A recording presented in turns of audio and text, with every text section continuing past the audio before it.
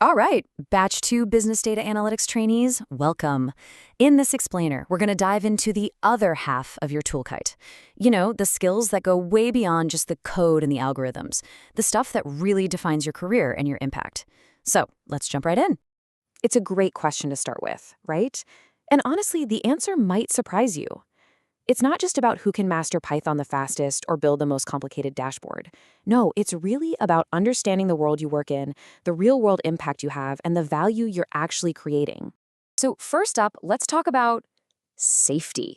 Now, I know what you're thinking. When you hear occupational safety and health, your mind probably jumps to a construction site with hard hats and steel-toed boots. Well, we're here to completely bust that myth. Your health and safety are just as crucial, if not more so, in a tech environment. And this line right here, this says it all.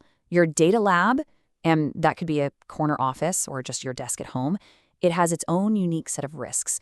And as a level 3 analyst, it's going to be your job to spot them, not just for you, but for your whole team. Now check this out. These hazards are so specific to what we do. We're talking about ergonomic issues, right? An improper monitor height, a bad chair. That stuff leads to chronic pain down the road. Then you've got administrative hazards like those marathon coding sessions without breaks. That causes very real mental fatigue. And the psychosocial stress of a crazy deadline with a massive, messy data set. Believe it or not, that is a legitimate workplace hazard.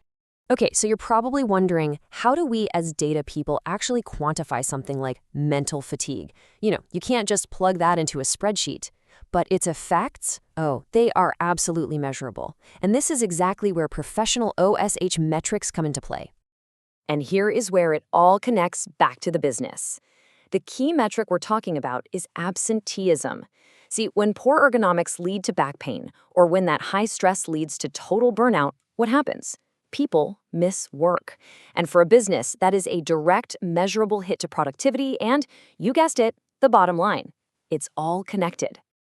So this idea of these sort of hidden impacts, it goes beyond just our own personal well-being.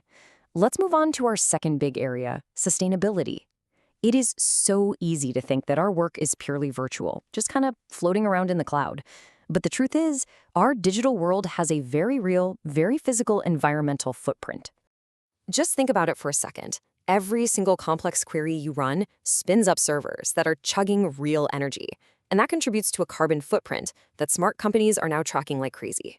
And every piece of hardware, from your laptop to a giant server rack, it has a lifespan. Eventually, it becomes e-waste.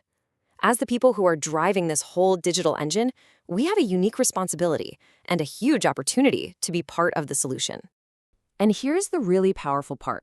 The exact same skills that make you a fantastic analyst also make you a champion for sustainability. Your knack for creating systematic digital archives, that eliminates tons of paper waste, saving both money and trees. Your understanding of systems, that lets you push for responsible e-waste programs, which also protects the company's brand. Your power to organize information is a direct tool for creating both environmental and business value.